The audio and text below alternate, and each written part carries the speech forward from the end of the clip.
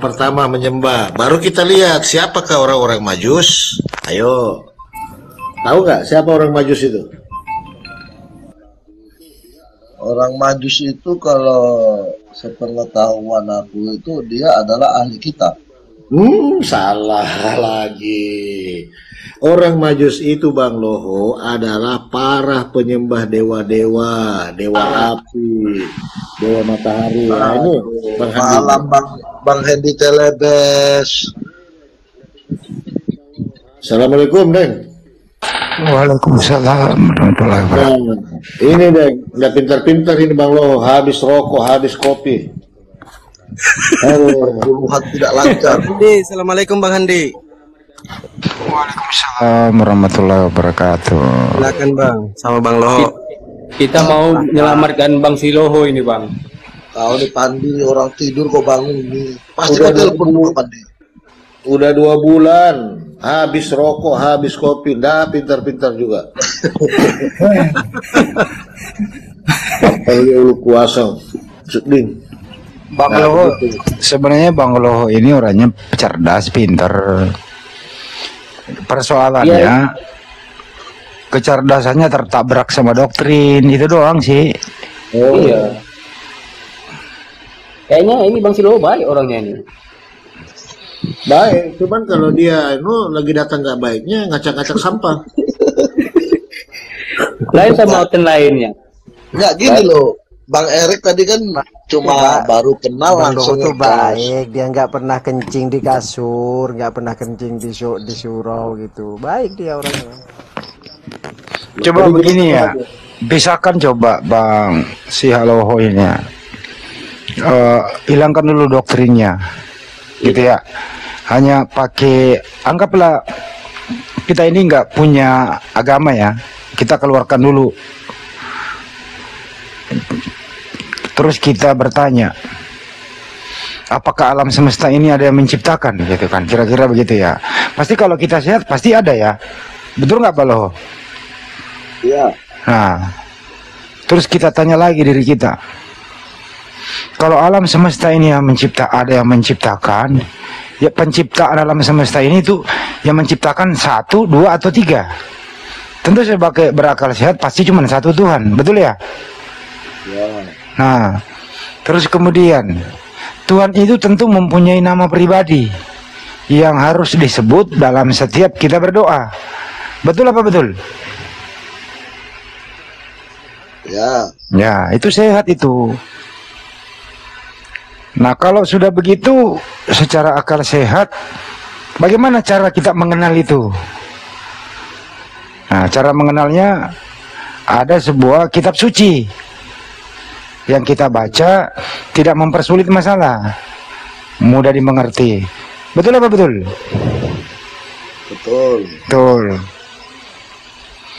Nah, kitab suci itu juga yang kita percaya Tuhan pencipta alam semesta mengklaim dirinya bahwa akulah ini Tuhan yang menciptakan alam semesta. Tidak boleh orang lain yang klaim, tidak boleh penulis yang klaim. Betul apa betul?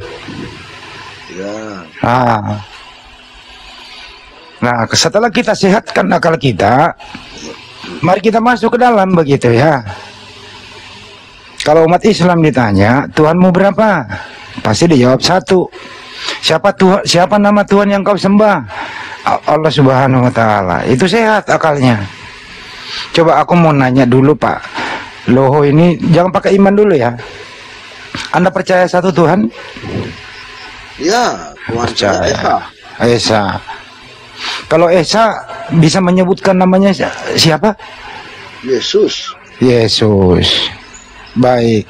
Artinya Tuhan Anda Yesus. Yesuslah yang menciptakan alam semesta, betul? Ya. Oke. Kira-kira menurut Anda ini sehat atau tidak? Kalau belum dijelaskan memang tidak paham orang. Maksud saya ini sebelum penjelasan nih, bahwa Yesuslah yang menciptakan alam semesta. Menurut Anda statement ini statement sehat apa doktrin? Kalau dilihat dari kedatangan Tuhan Yesus memang tidak masuk akal. Tidak masuk akal. Artinya doktrinnya masuk. Artinya akal saya ditabrak. Begitu ya? Bukan ditabrak, kan bisa dijelaskan. Bagaimana bisa menjelaskannya kalau yang semua orang tahu Yesus itu anak Maria pernah ada di muka bumi? Betul? Ya, karena firman Allah yang berkata demikian. Apa kata Yesus waktu ada di bumi? Apakah dia mengklaim dirinya pencipta? Oh, kalau Yesus tidak pernah mengklaim. Tidak.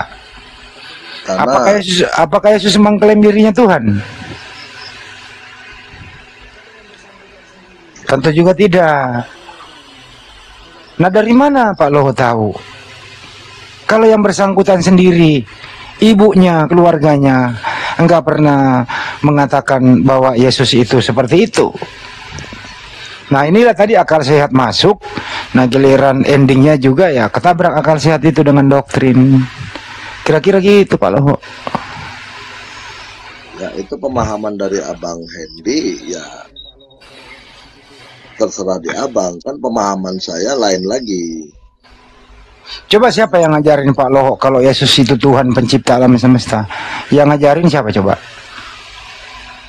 Yang ngajari yang paham Alkitab, seperti di kami Romo. Kira-kira bisa nggak sih Romo itu membuktikan kalau Yesus itu pencipta alam semesta? Ya kita baca aja Yohanes 1 ayat 1. Di situ kan belum ada Yesus, belum jadi. Yohanes 1 ayat 1. 14-nya baru firman menjadi daging kan? Satunya belum kelar, belum ada dia. Iya, Yohanes 1 ayat 1 kan firman itu adalah Allah. Dari mana Anda tahu kalau firman itu adalah Tuhan? Ya karena firman itu berasal dari diri Allah.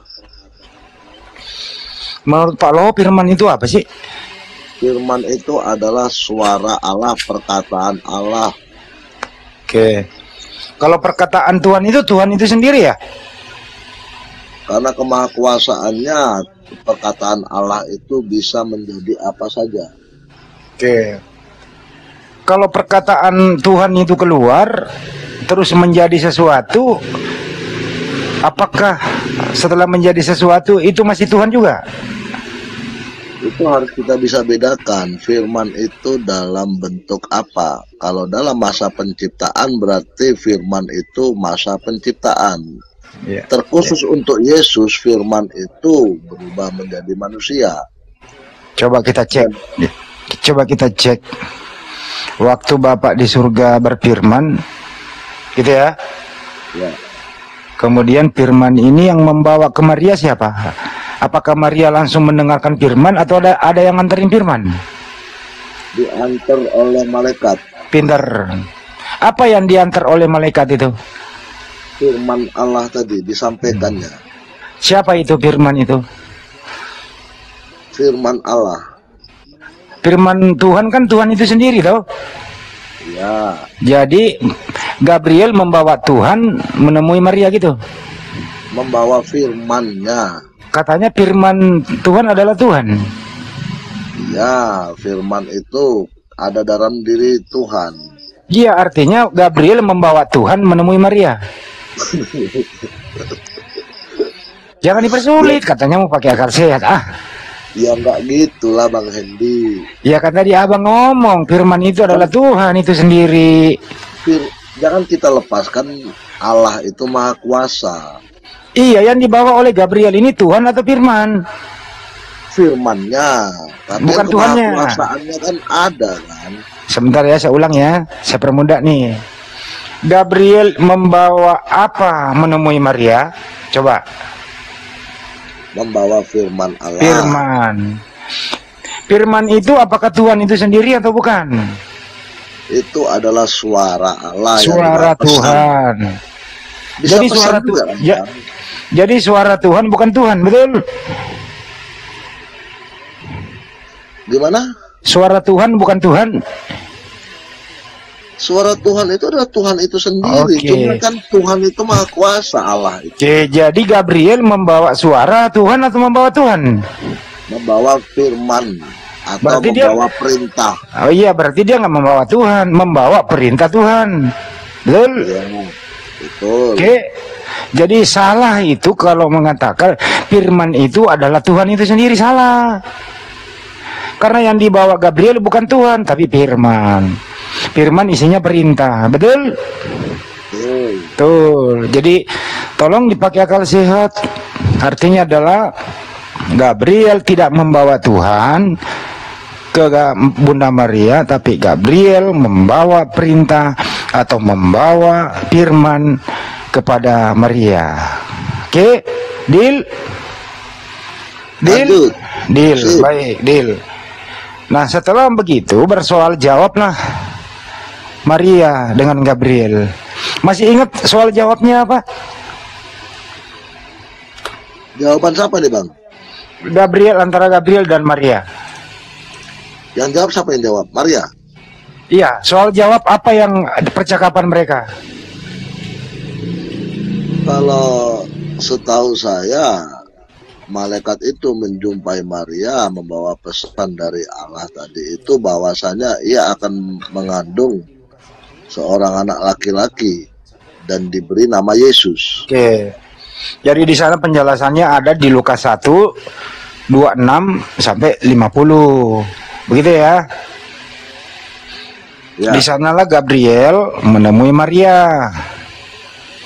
Gabriel itu membawa firman, membawa pesan, membawa perintah. Perintah itu datangnya dari Tuhan atau Bapa di surga. Ya. Gabriel berkata, "Salam wahai Maria." Betul? Siap. Maria bertanya, "Siapa kekurangan?" "Saya Gabriel." Soal jawablah dia. Gabriel langsung masuk ke intinya. "Hei Maria, kamu itu nanti akan hamil loh." Ini bahasa sederhana ya Pak ya. Iya, Kata Maria, "Loh nggak mungkin lah. Aku ini nggak punya suami, aku wanita suci kok." Kata Maria heran, kan gitu ya. Ya. Nah, endingnya apa yang terjadi menurut Anda? Endingnya Maria kan hamil. Hamil. Nah, Maria hamil ini atas kehendak siapa? Kehendak dari Allah. Pinter. Karena manusia tidak bisa berbicara langsung dengan Tuhan di surga, Bapak. Makanya Bapak di surga ngutus Gabriel agar paham maksudnya. Gitu ya. Jadi yang dibawa Gabriel itu bukan Tuhan. Yang dibawa Gabriel itu belum jadi Yesus. Karena masih percakapan. Nanti setelah menjadi Yesus, setelah berproses dalam kandungan, mulai 0 hari sampai 9 bulan. Betul apa betul? Iya Bang. Nah, setelah 9 bulan lahirlah Yesus ini ke dunia. Diberi nama Yesua Amasiya. Jadi Yesua Amasiya ini adalah kehendak Tuhan. Oke. Kehendak ini Gabriel menyampaikan kepada Maria. Jadi Yesus ini bukan Tuhan, tapi kehendak Tuhan. Kehendak Allah. Ya, kehendak Allah. Begitu sederhananya kalau pakai akal sehat. Sehat loh, sehat. Coba dulu saya bertanya kepada Bang Hendy. Enggak, ini tadi sehat nggak ini? Analoginya nih, sehat nggak? Iya, oke, nggak masalah. Oke, baik. Silakan. Coba dulu Bang Hendy, aku tanya sama Bang Hendy. Di akhir zaman nanti Yesus Kristus akan datang kedua kalinya untuk menjadi hakim yang adil bagi umat manusia yang hidup dan yang mati. Bagaimana itu? Kalau Yesus menjadi hakim, dia memang menulis di sana di Matius 7, 21, 23. Apa katanya di sana? Anda udah pernah membaca? Pernah, makanya saya bisa ngomong kan. Ya, udah pernah baca Matius 7, 21 sampai 23? Coba apa itu Bang? Oke, di sana tertulis. Sebelum baca itu Yesus kan begini, segala kuasa diberikan Bapa kepadaku, baik dunia maupun di surga, kan gitu. Ya. Nah di sana nanti menjadi hakim apa sih? Siapa sih yang mau dihakimi ini? Yang dihakimi itu adalah kemelut. Selama Yesus mengajar di muka bumi, dia akan menjadi saksi nanti. Yesus berkata, aku ini setengah mati, mengajarkan kepada Anda sebagaimana perintah Tuhan kepada aku. Untuk apa? Untuk tidak selingkuh, membuat Tuhan yang lain, apalagi menuhankan diriku. Bukankah aku sudah pernah mengajarkan, aku ini bukan Tuhan, aku ini utusan Tuhan. Aku diutus kepada domba yang hilang di Israel. Tapi kalian semua masih ngeyel gitu loh. Saya kan nggak pernah entar dulu bang, saya kan nggak pernah mengklaim diriku adalah Tuhan. Nah, apa yang dia hakimi? Isi penghakimannya begini. Bukan setiap orang yang berseru kepadaku Tuhan, Tuhan akan masuk ke dalam kerajaan surga, melainkan dia melakukan kehendak Bapakku yang di surga. Artinya apa? Kalau ingin masuk kerajaan surga, harus mengikuti kehendak siapa? Kehendak Bapa atau kehendak Yesus? Kehendak Bapa. Kehendak Bapa. Bagaimana caranya tahu kehendak Bapa? Siapa yang menyampaikan kehendak Bapa? Yesus. Yesus. Bagaimana isi pengajaran Yesus supaya selamat sampai di surga? Agar menuruti segala perintah daripada perintah Tuhan itu sendiri. Apa perintahnya yang paling utama? Itu pertama adalah Yesus nih, pertama-tama nih, Sema Israel Adonai Eloheno Adonai Ehad. Ulangan 64, Markus 12:29. Hukum terutama, dengarlah wahai orang Israel, Tuhan kita itu berapa? Esa atau tiga? Esa. Nah, kalau Yesus mengklaim, mengatakan Tuhan itu Esa, menuju kepada siapa Tuhan yang Esa itu sesuai pengajaran Yesus? Menuju kepada dirinya kah atau kepada yang mengutus dia?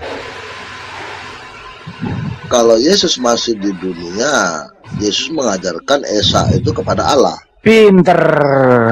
Artinya waktu Yesus mengajar, Tuhan yang Esa itu bukan dirinya, tapi Bapa yang mengutus dia.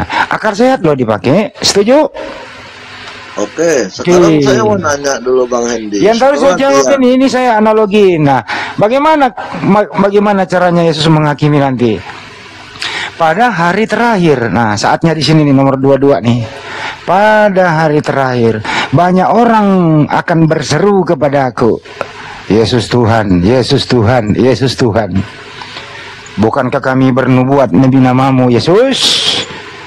Bukankah kami mengusir setan dengan namamu, Yesus? Bukankah kami mengadakan mukjizat demi namamu, Yesus? Bukan, dan seterusnya begitu. Nah, pada waktu itulah apa jawaban Yesus? Pada waktu itulah. Nah, ini menghakimi nih di sini nih. Nomor 23.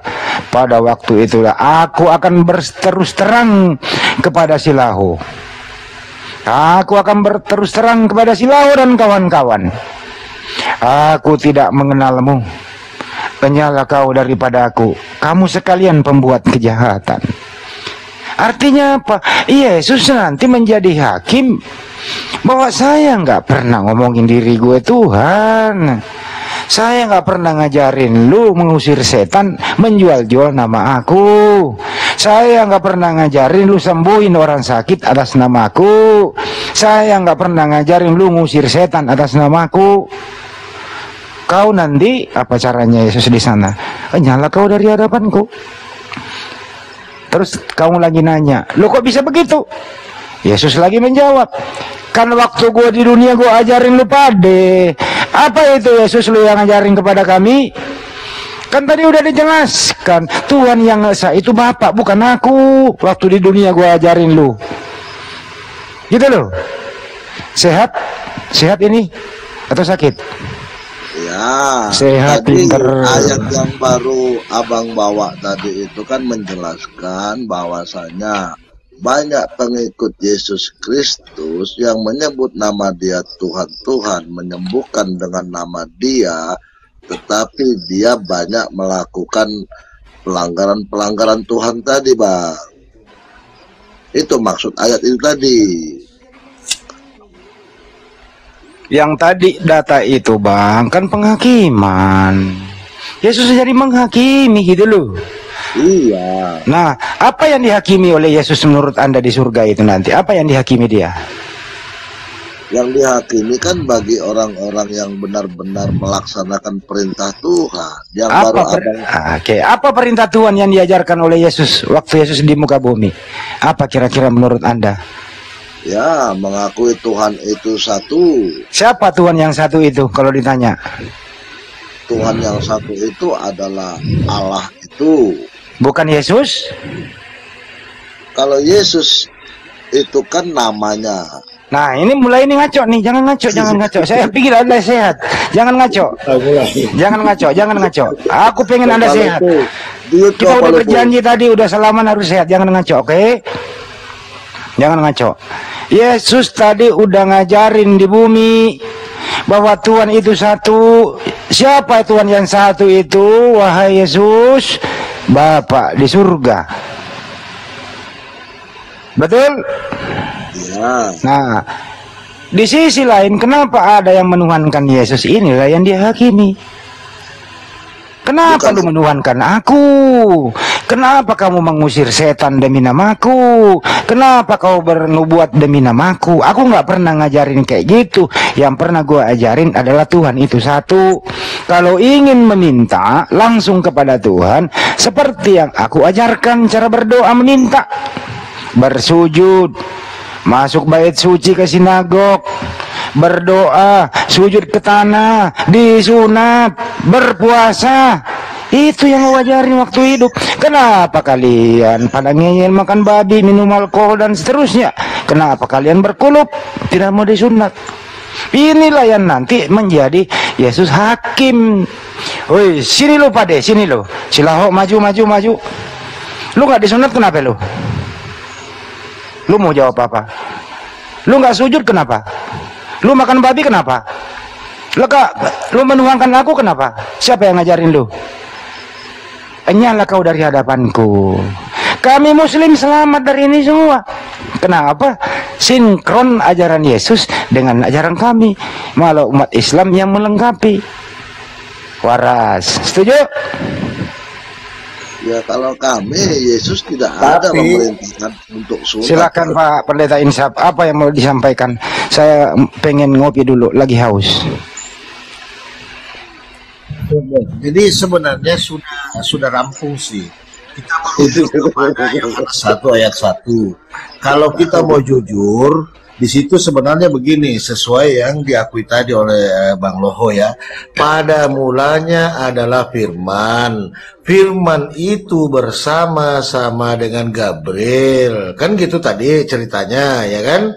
Lalu firman itu adalah perkataan Allah. Seharusnya begitu. Kalau merujuk tadi pengakuan Bang Loho, bukan firman itu adalah Allah, tetapi firman itu adalah perkataan Allah. Saya ulang, kalau kita merujuk dengan pengakuan Bang Loho tadi yang ditanyakan oleh Bang Handi, secara jujur seharusnya seperti ini.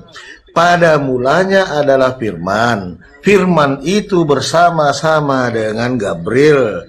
Lalu firman itu adalah perkataan Allah. Kalau saya dengar tadi, bukan firman itu adalah Allah. Lalu firman itu menjadi manusia. Benar di 1 Yohanes 14. Begitu urutannya Bang. Sebenarnya. Silakan Bang Apologet. Ya, coba yang lain dulu, yang Kristen dulu. Pusing kepala lama-lama nih. Pusing Pak, soalnya apa ya? Saya berusaha itu membongkar doktrin Anda itu memakai akal sehat. Emang agak sulit, tapi kalau Anda memakai akal sehat, Anda mengikuti cara saya yang logis Pak, Anda enteng kepalanya. Bener serius. Tapi kalau Anda memasukkan doktrin, ada bentrok antara doktrin yang Anda pelajari selama kecil sampai sekarang dengan akal sehat. Nabrak gitu loh. Sebenarnya beragama itu Pak tidak sulit-sulit banget. Bisa dipermudah begitu. Jelas tadi itu ya. Jadi firman itu ya, pada mulanya Bapak berfirman. Kejadian 1 ya. Bereshit bara Elohim. Pada mulanya Elohim berfirman. Ya, firman ini adalah bersama-sama dengan yang berfirman tadinya. Nah setelah dia berfirman, kekuasaan berfirman ini tetap melekat pada yang berfirman. Tapi isi firman ini adalah perintah, kehendak Bapa yang di surga. Setelah menjadi sesuatu, kehendak ini tetap melekat pada diri sang berfirman. Tidak kehilangan dia kekuasaan, tidak kehilangan dia kehendak, tidak kehilangan segala-galanya, karena dialah pemilik satu-satunya yang maha segalanya itu. Tapi ingat, setelah dia menjadi sesuatu, setelah dia berfirman, sesuatu itu adalah ciptaan yang berfirman. Tetapi kekuasaannya berfirman, tidak pernah kehilangan itu. Apapun yang ingin diciptakan, termasuk kekuasaan, kedahsyatan Bunda Maria hamil tanpa ayah biologis. Itu yang ingin dicapai, supaya apa? Manusia di muka bumi ini beriman bahwa ada sang pencipta. Kagak mungkin Bunda Maria hamil kecuali tidak ada yang maha kuasa. Tuduhan-tuduhan Yudaisme pada waktu itu mengatakan bahwa Maria ini adalah berzina. Yahudi itu jahat, menuduh ibunya Yesua Mesias berzina. Kami umat Islam meluruskan itu, gitu loh. Saking jahatnya orang-orang di zaman itu. Bagaimana Pak Luhut, setuju sampai sini? Siap Bang, tapi gantian dulu lah Bang, capek kepala aku nih Bang. Pusing dia. Udah Bang Palopo, jangan ngomong sama aku lagi Bang Palopo, apologet dulu tuh. Loh, kok saya itu loh, firman itu loh, bukan saya. Nanti Bang Palopo nyambung-nyambung, aku lagi. Bang Apologet. Jadi Yohanes 1 ayat 1 itu endingnya sebenarnya firman itu adalah kehendak Tuhan, bukan firman itu adalah Tuhan. Kalau kita mau jujur, nah, silakan Bang Apologet, Yohanes 1 ayat 1. Bang Edi. Loh, ini murid saya juga di sini dia nih. Iya, nggak pintar-pintar juga Bang Edi. Jadi itulah Bang Lohoya ya. Bang Hendi kesini rame kan. Jadi gini, kata-kata firman menjadi manusia itu kata-kata personifikasi, gitu loh. Jadi kalau orang Tritunggal itu keliru sebenarnya dia menerjemahin. Kebanyakan firman menjadi manusia itu sebenarnya kata-kata personifikasi itu. Sebenarnya kalau mau bahasa sederhananya, Bapa di surga berfirman menciptakan manusia. Kalau ada yang bertanya, bagaimana cara Tuhan menciptakan manusia? Jawabannya adalah berfirman, kemudian berproses, kun payakun, maka jadilah. Caranya gampang sama. Jadi caranya yang maha kuasa menciptakan itu kagak perlu turun jadi tukang kayu, ciptakan meja, kagak perlu turun menikahi perempuan, kemudian lahirlah Yesus Mesias, kagak perlu, tinggal ngomong kok. Ini bahasa anak kecil ya. Bapak itu di surga tinggal ngomong doang kok. Kalau dia mau berbuat, nggak repot-repot. Jadi nggak loh? Jadi, benar loh. Jadi yang isinya perutnya Maria itu adalah manusia. Manusia kehendak sang pencipta. Lahir di muka bumi tujuannya apa? Wakil Tuhan di muka bumi ngajari Bani Israel. Lo Pak Luhut, jangan dipersulit ya nak. Sampai pusing palanya. Tak berakin antara akal sehat dan doktrin, pusing.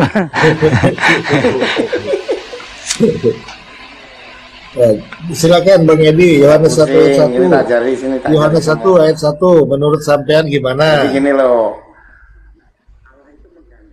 bukan menurut saya, menurut eksegesis dari hermeneutik itu kata-kata personifikasi. Nah, Allah itu menggandakan diri menjadi manusia. Nah, kalau menjadi manusia ya manusia, udah nggak usah disebut itu Tuhan, itu selesai. Nah, kok menggandakan itu loh? Fayakun itu ciptaan. Gimana? Iki menggandakan piye? Ya. Jelasin dulu menggandakan piye tuh? Loh. Oke, Allah itu kan omnipresent, maha hadir kan. Nah, dia menggandakan diri menjadi benih, jadi manusia ya. Dia bukan Allah, itu manusia yang digandakan. Ini menggandakan, bukan ciptaan. Itu roh Allah menjadi manusia. Ini harus diluruskan, ini kali ini gue ngajarin lu. Tidak ada sang pencipta itu omnipresent, nggak ada. Yo. Omnipresent itu kan artinya omni. Dengerin. Kalau menurut Islam nggak ada. Ini sulit dibuktikan loh. Nanti repot jadinya kalau ada omnipresent. Apa itu? Omnipresent itu nggak omni. Lawan daripada omni itu adalah direksional. Omni itu di segala titik ada, di segala tempat ada, di segala penjuru ada, atas bawah, selatan timur, barat, utara. Jadi kalau Tuhan pencipta alam semesta itu selalu ada di situ, berbahaya. Kenapa? Kenapa bahaya loh? Bahaya loh itu. Lanjut dulu. Gini, orang Yahudi itu berbeda dengan Islam. Orang Yahudi itu pun melihat bahwa Allah itu ada di tiang awan, tiang api, itu sudah omnipresent, bro. Nah, omnipresent itu bisa suka-sukanya Allah dalam bentuk apapun. Nggak bisa. Yudaisme nggak begitu.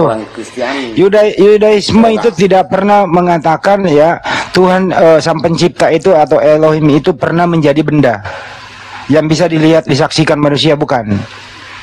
Tapi itu dibalik tabir.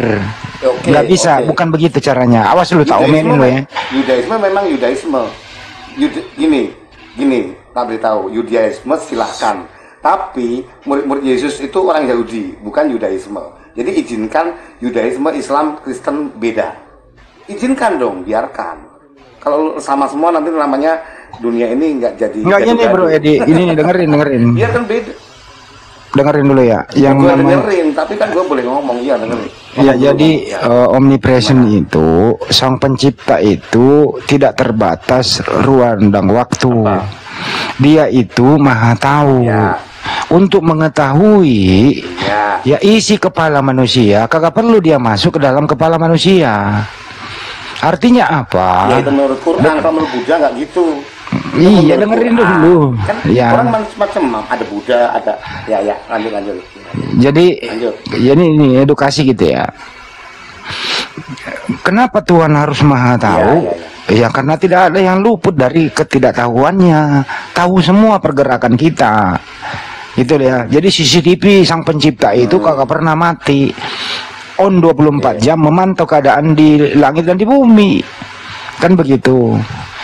Nah, apa yang dimaksud dengan omnipresent itu? Omnipresent itu bolehlah kalau kita analogikan bahwa sang pencipta itu menciptakan manusia sebagaimana makhluk yang paling sempurna. Ada akal kita yang bisa memilah antara yang baik dan yang buruk. Begitu. Jadi bukan sang pencipta masuk di kepala kita menjadi akal, tapi sang pencipta memberikan akal agar kita bisa membedakan yang baik dan yang buruk. Kalau sang pencipta omnipresent bagaimana? Masa ada Tuhan di tempat yang jorok? Kan aneh. Justru kita diberi ciptakan akal, diberi otak untuk berpikir mana yang bau busuk, yang mana yang tidak. Itu maksudnya. Ini gurumu loh yang ngomong ini. Yang di tempat jorok itu manusia. Loh, iya, makanya yang di tempat jorok itu manusia. Tuhan nggak pernah. Makanya Yesus kan manusia. Yesus bela. Yesus manusia, betul. Di tempat jorok, kadang-kala di WC, kadang-kala karena dia manusia, betul. Aku setuju kok. Tapi sang pencipta itu nggak mungkin dong pada tempat jorok. Omnipresent itu kan menentukan tempat. Dia di surga kok. Di RC-nya nggak mungkin. Ya iya, makanya kalau ada yang mengatakan Tuhan itu omnipresent, waduh ini berbahaya. Saya dulu pernah diskusi sama siapa pun, dia marah gitu loh. Dengerin dulu saya diskusi sama teman kita Kristen ya. Apa sih omnipresent? Ya Tuhan ada di mana-mana. Yakin? Loh saya kasih pertanyaan, yakin loh?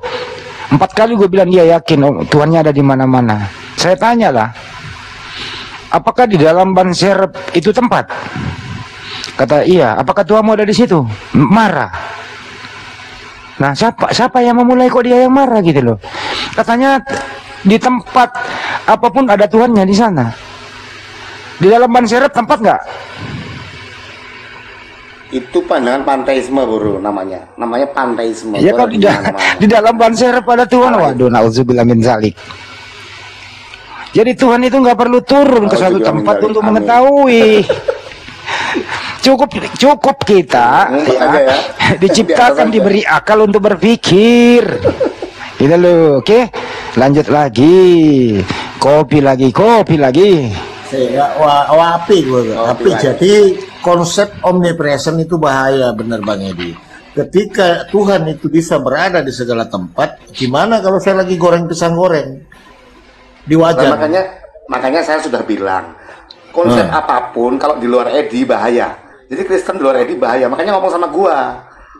Lu goblok sih ngomong sama orang Kristen lain, sama Edi tuh. Makanya. Iya. Gak ada yang bener selain Edi tuh. Makanya gua udah bilang kok. Gua bilang apa? Jadi gimana? Omnipresent gagal atau enggak? Loh, omnipresent itu gini loh. Sebuah kata itu tergantung yang memaknai. Omnipresent, saya bilang Tuhan nggak mungkin di WC, yang di WC itu Yesus itu manusia. Gitu loh cara berpikirnya. Berarti nggak omnipresent. Nggak mungkin ke Gua Hira. Berarti nggak mungkin ke Gua Hira. Yang loh, omnipresent tergantung pemaknaannya kata Tuhan aja. Loh, orang Hindu, Buddha, Yahudi, Islam, Kristen beda. Gak bisa. Tuhan menurut Islam itu Allah. Gak bisa. Pemaknaan omnipresent secara universal segala tempat ada. Makanya tak tanya apakah bisa dia berada di lubang spiteng? Kan gak mungkin. Artinya dia nggak omnipresent. Saya juga nggak pakai omnipresent kok. Sudah, lo kan ngomong sama gua. Oke, tak catat ya.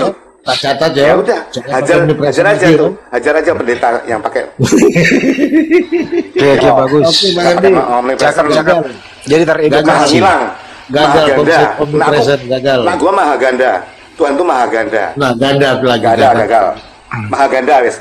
Maha ganda, wes. Protes lagi. Maha ganda. Tuhan itu maha ganda. Ayo. Kalau ada lagi yang nanya balik, kalau Tuhan nggak omnipresent berarti Tuhan nggak. Kalau gini dia, kalau lagi yang nanya, kalau Tuhan itu nggak omnipresent berarti Tuhan nggak maha tahu dong.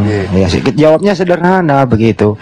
Ya Allah itu maha tahu. Untuk mengetahui isi kepalamu, gitu ya. Untuk mengetahui isi kepalamu nggak mungkin Tuhan ada di dalam kepalamu. Tapi Sang Pencipta itu dekat dari urat leher kita. Maksudnya apa?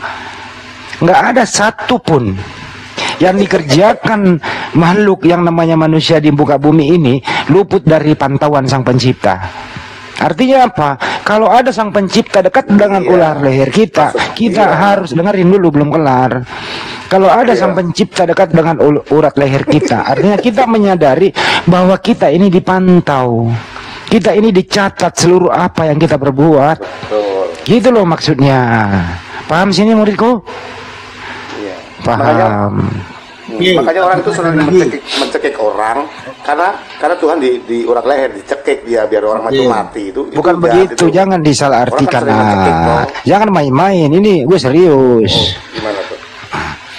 Artinya patahkan lagi ganda.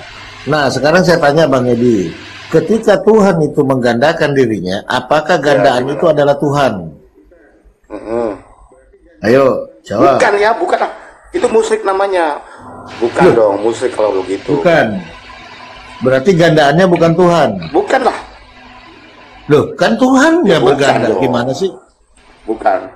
Tuhan ada gimana caranya? Tuhan. Gimana bukan? Nah, sementara dia ganda.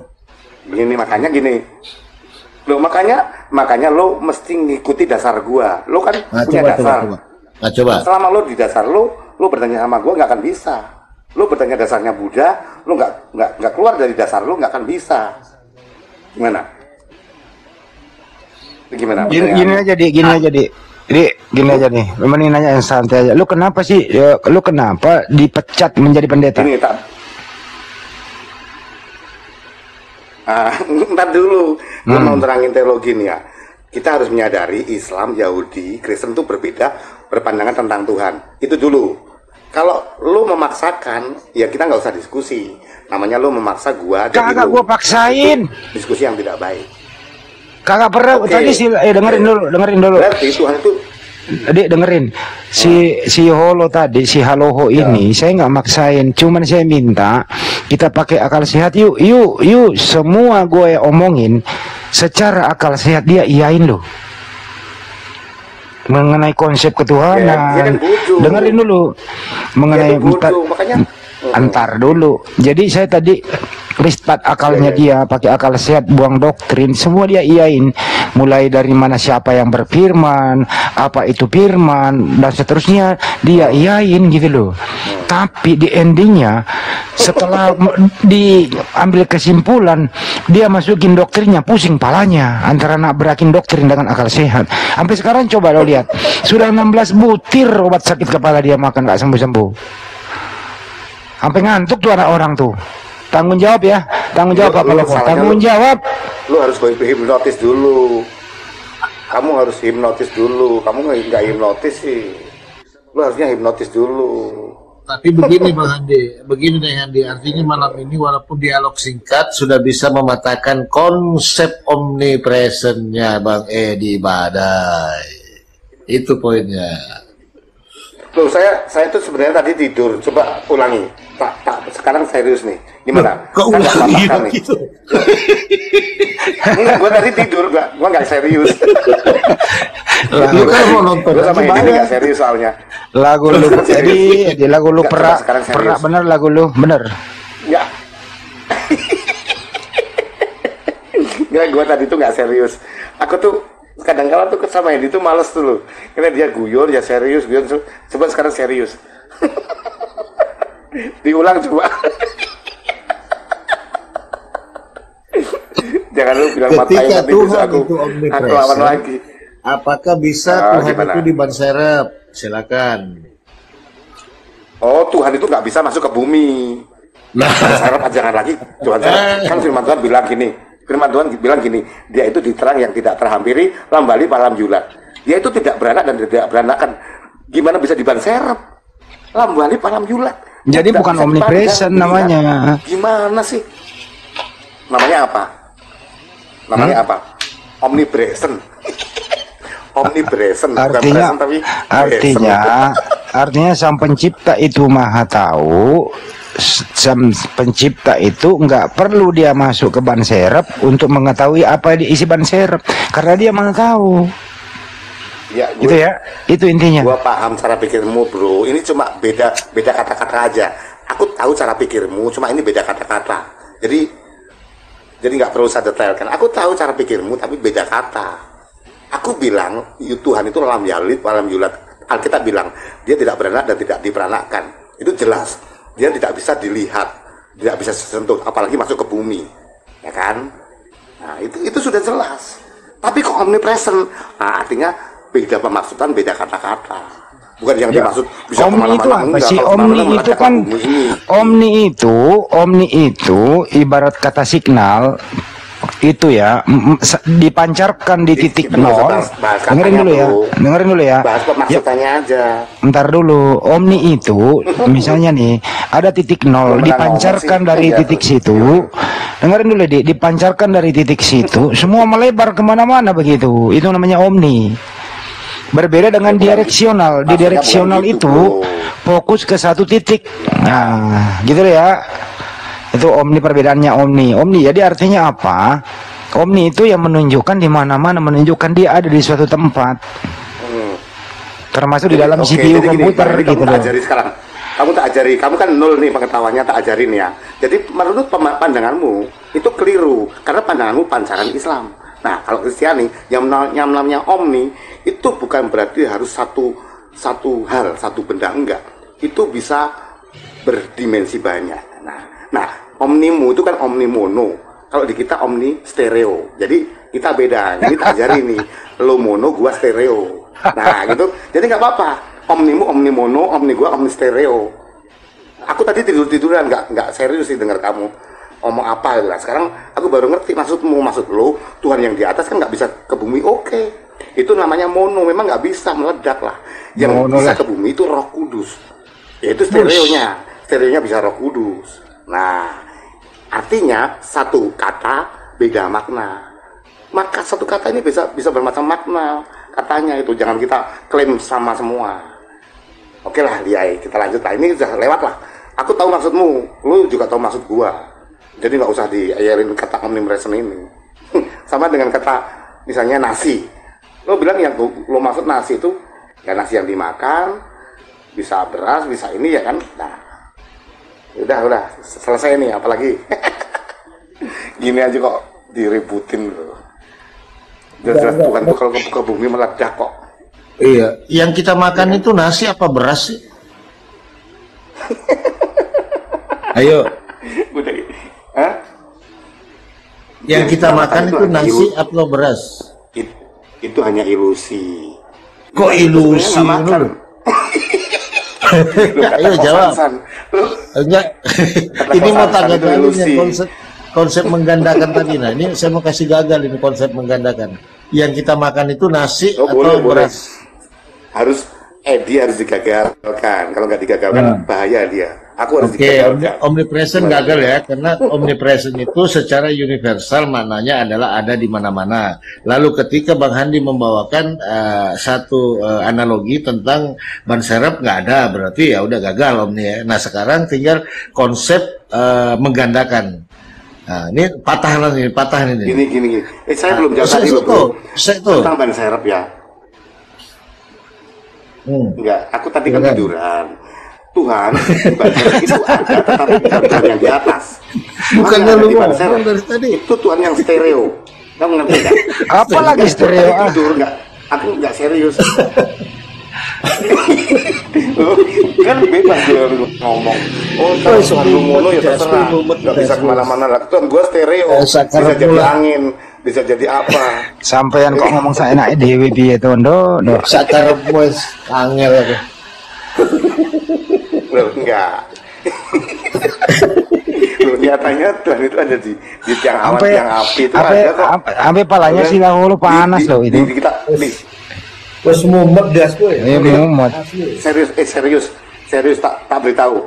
Maaf, di kitab Mazmur dikatakan di dunia orang mati Tuhan ya, ada, di langit ada, di bumi ada. Itu artinya bukan Tuhan yang mono itu.